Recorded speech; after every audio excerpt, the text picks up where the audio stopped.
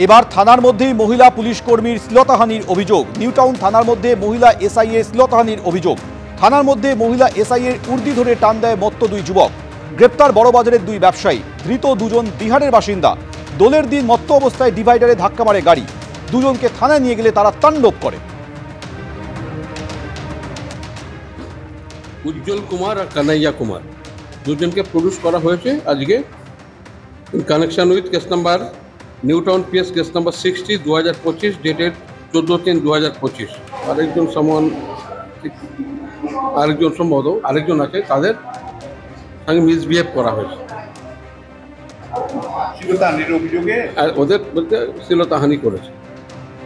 নতুন জেলা সভাপতির নাম ঘোষণা হতেই জলপাইগুড়িতে প্রকাশ্যে বিজেপির কোন্দল। রাজ্য নেতৃত্বের বিরুদ্ধে তোপ দেখেছে বিক্ষুব্ধ গোষ্ঠী।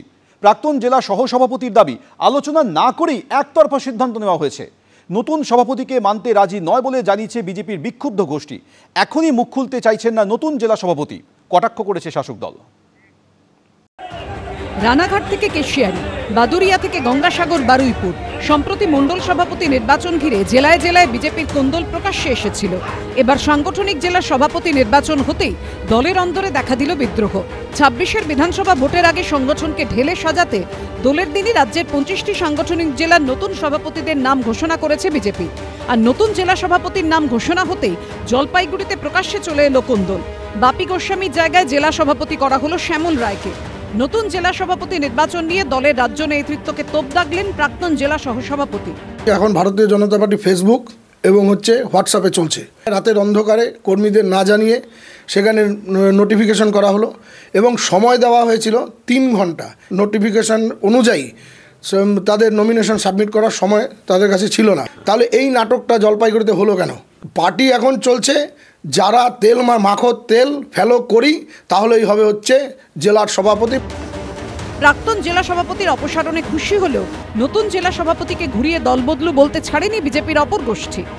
জেলা সভাপতি যিনি প্রাক্তন জেলা সভাপতি আজকে হয়ে গেলেন, এটা আমাদের কাছে খুশির সংবাদ। উনি তো আরএসপি করতেন শুনেছিলাম, তারপরে তৃণমূলে ছিলেন, তারপরে তৃণমূল থেকে আবার বিজেপিতে আসলেন। কর্মীদেরকে অন্ধকারে রেখে আজকে যে সিদ্ধান্তটা হলো, আমরা সেই সিদ্ধান্তটা মানছি না। এই বিষয়ে যোগাযোগ করা হলে কোনো প্রতিক্রিয়া দিতে চাননি বিজেপির নতুন জেলা সভাপতি শ্যামল রায় ও প্রাক্তন জেলা সভাপতি বাপি গোস্বামী। 21-এর বিধানসভা ভোটে জলপাইগুড়ি জেলার 7টির মধ্যে বিজেপির দখলে ছিল 4টি আসন। তৃণমূল 3টি আসনে জয়ী হয়, কিন্তু ধূপগুড়িতে উপনির্বাচনে জেতা আসন হাতছাড়া হয় বিজেপির। পাশাপাশি 19-এর পর 24-এর লোকসভা নির্বাচনেও জলপাইগুড়ি দখলে রেখেছে বিজেপি। কিন্তু আরও একটি বিধানসভা নির্বাচনের আগে বিজেপির কোন্দল ফের প্রকাশ্যে চলে আসায় কটাক্ষ করার সুযোগ ছাড়েনি তৃণমূল। এটা জলপাইগুড়ি জেলার বিজেপির সংস্কৃতি। এই বিধানসভা নির্বাচনের আগে যখন ওদের প্রার্থীর নাম ঘোষণা হয়, তারপরে আমরা অফিস ভাঙচুর, ওদের দলীয় কার্যালয় ভাঙচুর হতে দেখেছি। রাস্তায় টায়ার জ্বালিয়ে তারা সাধারণ মানুষকে বিভ্রান্ত করেছে। জলপাইগুড়ি জেলা বিজেপির দলটা এরকমই চলছে। এদিকে কোন্দল অস্বস্তি এড়াতে দলীয় শৃঙ্খলা রক্ষার বার্তা দিয়েছে বিজেপি নেতৃত্ব। অনেকে নমিনেশন দিচ্ছে, কিন্তু ডিসিপ্লিন ওয়ার্কারকে মানতে হবে যে যখন গেম এন্ড আমাদের উচ্চ নেতৃত্ব যা সিদ্ধান্ত নিচ্ছে তাকে স্বাগত জানাতে হবে এবং সেইটাকে মেনে শৃঙ্খলাবদ্ধ দলের কর্মীদের মতো একসাথে কাজ করতে হবে। 26-এর বিধানসভা ভোটের আগে কি গোষ্ঠীদ্বন্দ্বের এই কাঁটা সরাতে পারবে বিজেপি? সেটাই এখন দেখার। রাজা চট্টোপাধ্যায়ের রিপোর্ট, এবিপি আনন্দ, জলপাইগুড়ি।